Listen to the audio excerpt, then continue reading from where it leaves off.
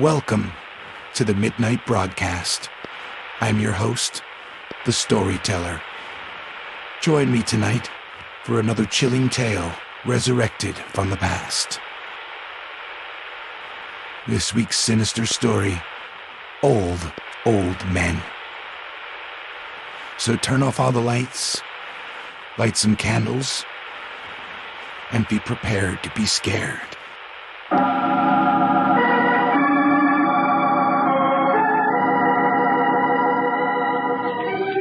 At the foot of Fulton Street, where fishing vessels and other boats come laden with cargo for New York City's people and industry, lies the Schooner Hotel, surrounded by dingy fish markets, gray, forbidding warehouses, and abandoned buildings.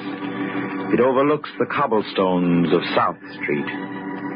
Many years ago, perhaps, it was the private mansion of some colonial merchant. Now, it houses only the old, the poor, and the unwanted. Retired sailors and fishermen, broken-down draymen, and those who have lived out their lives, but have not died. One foggy December evening, a shining black limousine glided to a stop in front of the hotel. Mrs. Ralph Hollister sat in the back, tense with shock and astonishment. Schooner Hotel. Snowden, are you sure this awful place is where my stepfather lives? Yes, ma'am. I checked the address with the detective. He said Mr. Stebbins had been here 3 months, ma'am. Snowden, wait here, please. If I need your help, I'll call you. Yes, ma'am. Funny the old gentleman coming back to where he started, isn't it, Mrs. Hollister? Oh, don't worry, Snowden. He won't be there for long.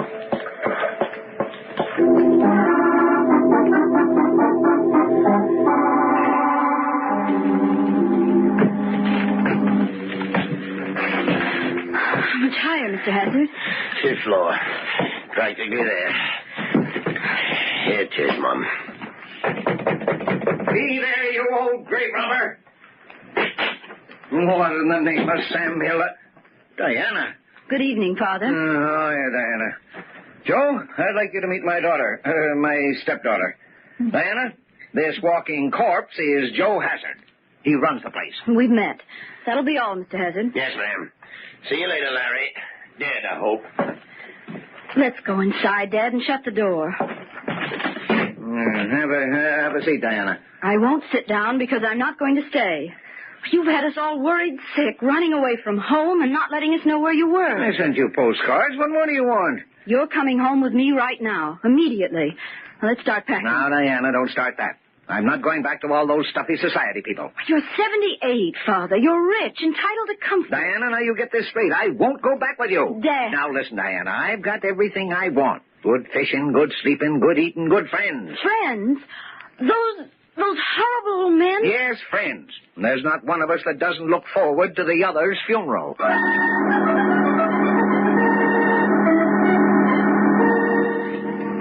Hey, Joe, put another lump of coal on the stove. It's cold in the lobby. Why don't you wear a warmer shroud? Now, don't be so stingy. You won't be here much longer to enjoy your money. Huh? Look who's talking about money, Joe. The undertaker told me that Stebbins was in price in a gold casket the other day. That's a good one. Now, look here, Joe. There are 9 of us, all about the same age. What do you mean, same age? I'm 81. Okay, Pete.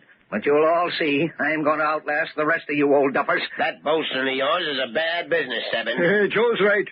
As a matter of fact, you haven't been looking so well lately, Stebbins. Who says? Me, Tim Owens. So do I. Spinelli the Oysterman looked just like you do right before he was took. Huh? And he was hardly 75. Now, look, Pete, if you don't stop me... Don't be a sorehead, Stebbins. Pete's just paying you back. Well, I can take it, Tim. But you've all been ganging up on me. Haven't you, Scott? What's fair is fair. Lay off him, boys. Scotty's right, yeah. Of course, Larry. And the boys can't help it. And many a time I seen him taking an old horse from French's stable. And I says to myself, I wonder when they're going to lead Larry Stebbins away. You get a big kick out of seeing me go, wouldn't you? Of course I would. With you gone and all our wills made out to the survivor, there'd be real money in the pie. Sure, before we cut you in, the whole price for surviving weren't more than $20,000 for the whole 8 of us. And now it's millions. That's why we're ganging up on you. Larry, I never could figure why, with all your dough, you took a hand in it. Why, to win, of course, Tim. to see if I can lick the game of death the way I've licked everything else. Stebbins, you know what I think. No, what? I think you're nuts. What? Well, we'll see. Now, Tim, I ran into a bargain you could use real soon. Yeah? Yeah, a nice, cheap gray.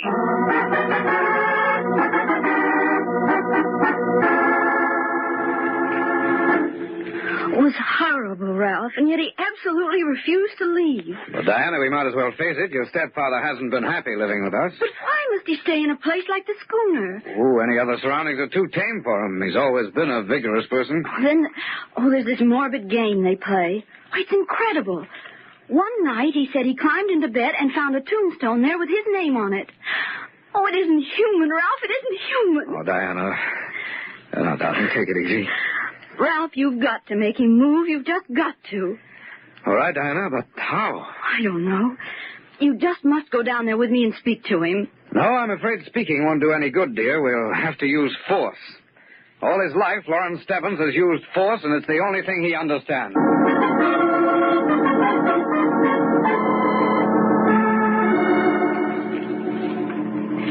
Do you know where Mr. Stebbins is, Mr. Owens? Couldn't rightly say.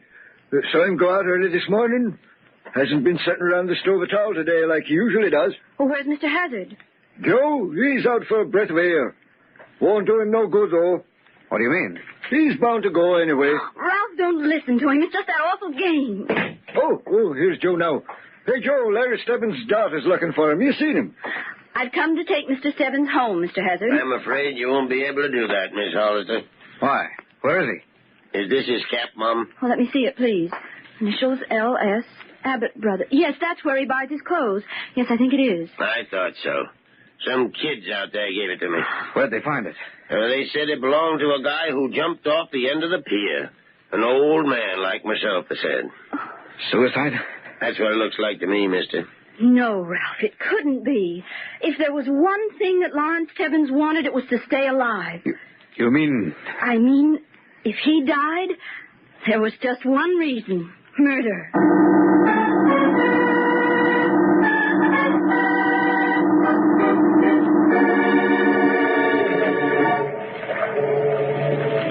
Here it is, Fish Market Diner. Well, let's go in, Ralph. All right. But I still don't see why you're so suspicious.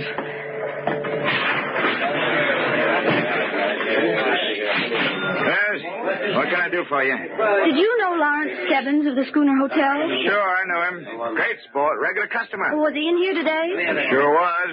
Had a big breakfast, was happy as a weasel. Next thing I knew, he kicked the bucket. What do you mean he was happy?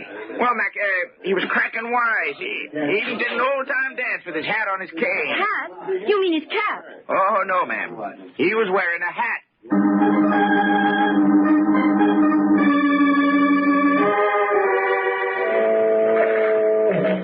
If we just stand here opposite the hotel, we can watch who comes and goes without being seen in the dark. Diana, what's that door?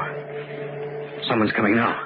Oh, you know him. That's Tim Owens. No, I can't see very well.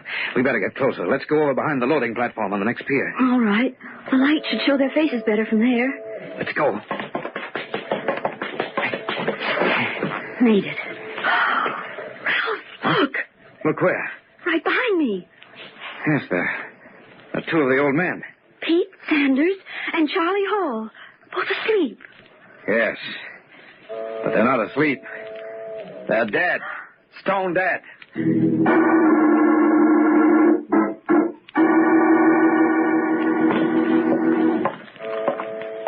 It was just at the side of the pier north of the hotel. As soon as we saw them, we came for you, Sergeant Boyd. You say there were two of them? Yes, you can see for yourself. Probably just a couple of bums sleeping off a drunk. On a December night? Besides, I'm sure they were Pete Sanders and Charlie Hall. They were dead, all right. We'll see. You're a little edgy about your stepfather's suicide, ain't you, ma'am? Oh, of course I am. Well, you could have made a mistake. You know, the police boat is still out there dragging the river. May take days to find him. Well, here we are. Now, we were standing just about here, weren't we, Diana? And the bodies were... The bodies? They're gone.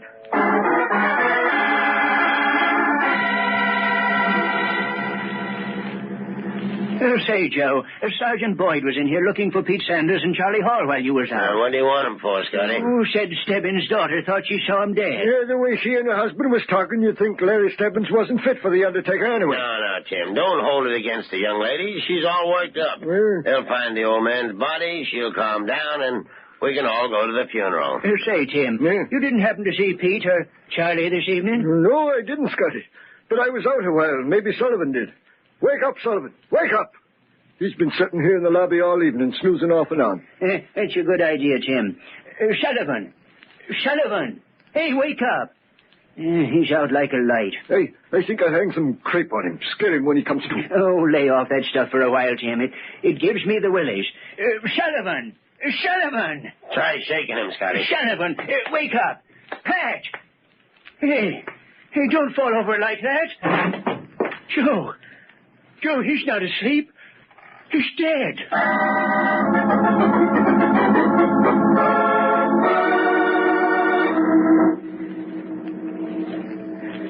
Diana, let's go home. No one's got in or out of the hotel for an hour. Ralph, I'm just as cold as you are, but I'm going to stay here, even if it takes all night. All right, darling. Anyway, I'm convinced that you're right. The person who killed Sanders and Hall killed your stepfather, too. Only this time we came along before the bodies were disposed of. Ralph, What, Diana? those were real bodies, weren't they? Certainly. I even noticed a small wounded one. I think it was Hall. That's exactly what I mean. If they were carried anywhere, there might be bloodstains. Yes. We could trace them. They were probably taken backwards toward the river. I'll look there. I'll look over here towards the street. All right. No, nothing here. Ralph, What? come here. What is it, Diana? I picked up a trail of dark red spots. Good. Yes. We'll follow them. They seem to lead right to this abandoned building next to the hotel. So they do. From the direction, I'd say they'd go straight to that side door. Oh, we'll try it. Mm-hmm. That's where they've gone. We'll try the door. Diana, it's open. Come on in. Good evening, Diana. Good evening, Ralph. I've been expecting you. Mr. Stebbins.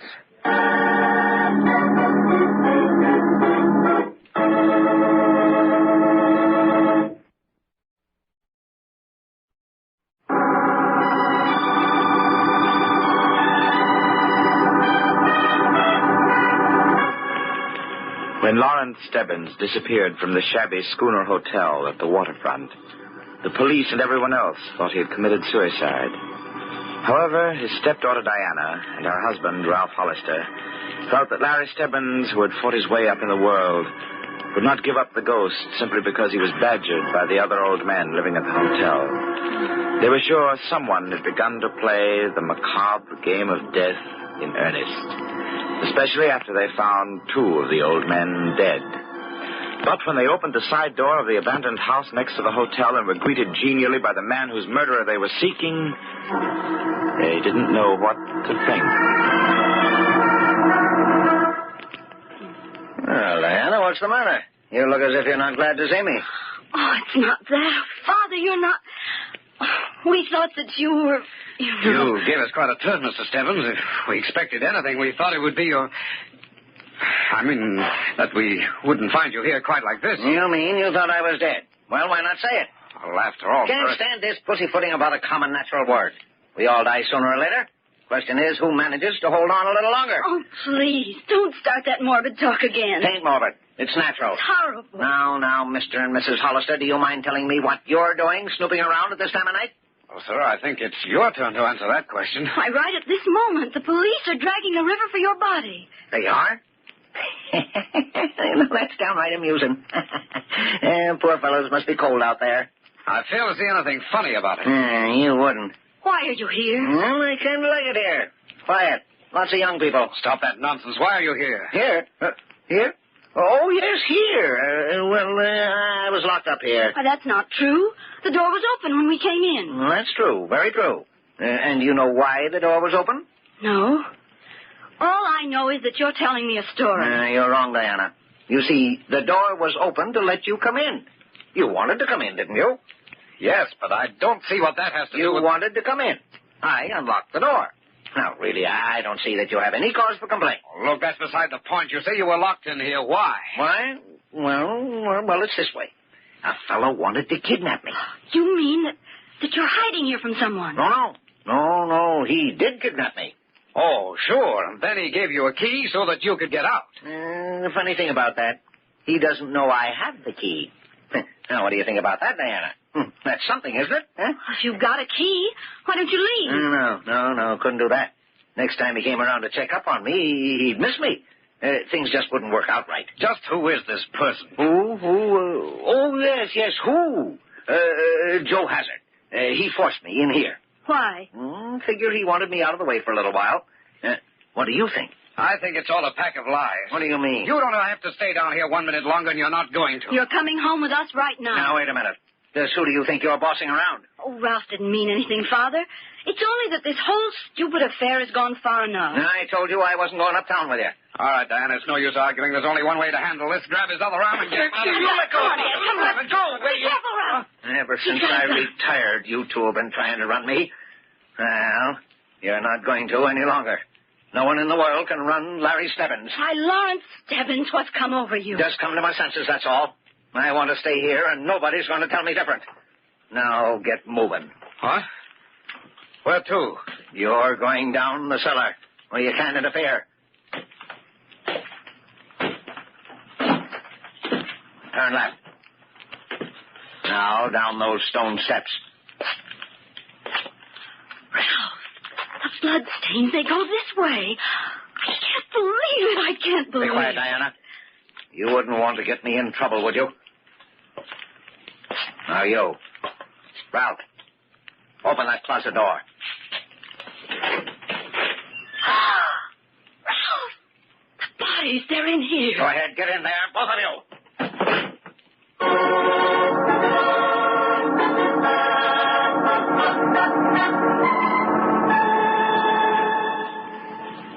Sanders and Hall show up yet, Jim? No, Joe, and I've been sitting here all the time. I'm beginning to think the Hollisters were right. Yes, so am I, Scotty. There's some funny things going on around here, and we ought to pay 'em some mind. There's only 5 of us left. Us 3, McIntyre and Everett. We'd better work fast. Where is Mac and Everett, Joe? Went to bed, Jim. I told 'em they better stay down here, but they laughed and said I was nuts. Didn't they, Scotty? Mac said he was going upstairs to dream about my burial. I got sore as all heck. I can't stand that talk anymore after what's happened. Scotty, go upstairs and tell them to come down here. We ought to keep together. I'd feel safer if I knew you was all sitting here in the lobby. Okay, but they'll probably yell murder when I wake 'em. You know what I think, Tim? I think Stebbins' suicide was a put-up job. How do you figure that, Joe? Just got a feeling. The way the boys acted when they gave me his cap, like they was rehearsed. And then everything that's happened tonight. I tell you, I'm scared. I'm scared stiff. So am I. You fellas thought Stebbins was kidding about living longer, but he's not that kind of a guy. Look how he made his dough in the shipping business. What do you mean, Joe? Oh, like he said once, he always got what he wanted. He wouldn't stop at nothing. Never has. But murder, Joe, that's pretty terrible. I wouldn't put it past him, Jim. What's that? Well, it sounds like Scotty. Joe, Jim, I'm getting out of here. I'm getting out of here fast. What's up, Scotty? It's terrible, terrible. I went into the rooms and the beds was empty and the windows open. Where were they? I looked out the backyard and they was lying there, the 2 of them, in a heap. There's only us 3 left now, Joe. Boys, this is all Stebbins' work. Stebbins? Oh, Stebbins is dead. Joe was just telling me he thinks Larry faked his croaking. He's around somewhere, I tell you, and we're going to find him. Well, where do you think he is, Joe? I've got an idea. He's in the house next door. Then how would he get in here? Yeah, these used to be twin houses, Tim. There's a door in the cellar that connects them. Let's go and find out. I'll get my gun. I don't want to go there. Get the police. It's their job. There's no time to get the police, Scotty. Then let's get out of here. Let's go anywhere. Oh, he'll get us for sure if we stay here. Scotty, we've got to stick together. There's only 3 of us left now. Yeah, 3 of us and Stebbins.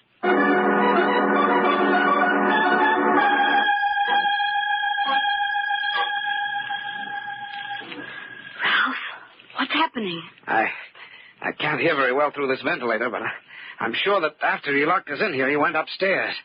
I heard the door slam, so he probably went out. Oh, if he only hadn't locked us in here with these awful bodies. Diana. I suppose it's It's no use even trying to think he isn't guilty.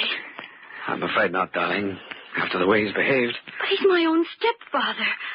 Whatever happens, I can't turn him over to the police. Maybe it won't be necessary. Once he's had his way for the last time in his life. You mean? Yes. Oh, it's horrible to say, but I hope for his sake that he does it. No, if there were only a way of getting out of here, it would make sense to decide what to do. You don't mean we'll have to stay here? Well, unless someone finds us or he lets us out, I wouldn't be too hopeful. But that's impossible. Ralph, I don't want to die. I don't want to die, not in this terrible closet. Quiet, Anna. I think I hear footsteps upstairs. What is it? He must be back again. It sounds like more than one person. Diana, the door. The heavy door in the cellar wall that I told you about. It's opening. Can you see who it is? Is it Father? Not yet. Looks like 3 people. Jim, Scotty, I was right. Look, blood on the floor. It's Hazard. He's following the trail. Poor Dad, it's over for him. Leads to the closet. I bet Pete and Charlie are in there. Maybe they'll find us. I'll call. No, Ralph, no. I'd rather die than tell them about my I'm stepfather. going upstairs, Jim. Let me have your gun. He's up there, Ralph. They'll find him. They'll kill him. Here you are, Joe. You want Scotty and me to come along? No, I think I can handle everything now. We'll wait here, Joe. You'll stay down here. Put up your hands, both of you, and move toward that closet door. Joe! Don't point that gun at I us. told you I'd be the last to go, but none of you would believe me. To the rest of you, this was just a game. But if I don't get the money, and soon, I'm going to lose my hotel. There'll be only Stebbins and me, and the police will take care of him. No. You wouldn't shoot an old pal, would you, Joe? I did in the others, Tim. No. Just you two left. Now, move towards that closet. Please, I don't want to. Ralph, don't let them. They're coming in here. There he is, that sucker boy. Okay, Mr. Stebbins. Tommy, Got it. Tommy. Not this time, Joe Hazard. We're booking you for murder.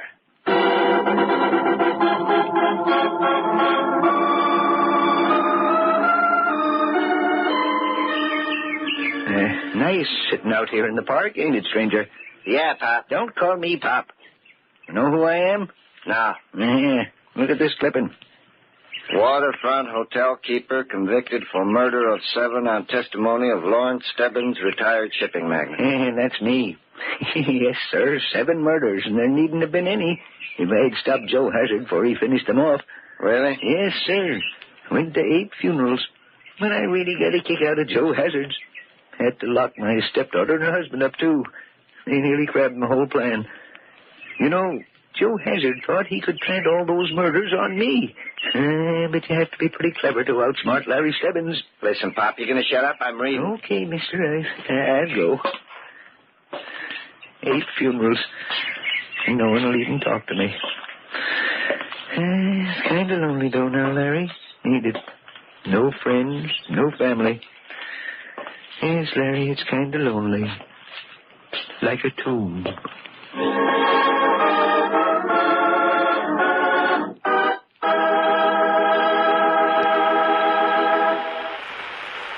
I hope you've enjoyed tonight's tale. Tune in again next week for another chilling classic tale on the Midnight Broadcast. Good night, sleep tight, and don't let the bed bugs eat you alive. Underneath the moonlit sky, where shadows dance and demons lie, the clock strikes 12, the hour is near. A tale of terror we bring right here. Nightmares arise as the radio crackles into the abyss, where darkness battles with each chilling tale, a shiver in your spine.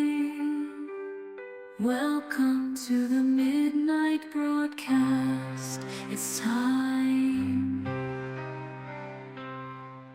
Echoes of the past, whispers in the wind, in every tale, a mystery to transcend.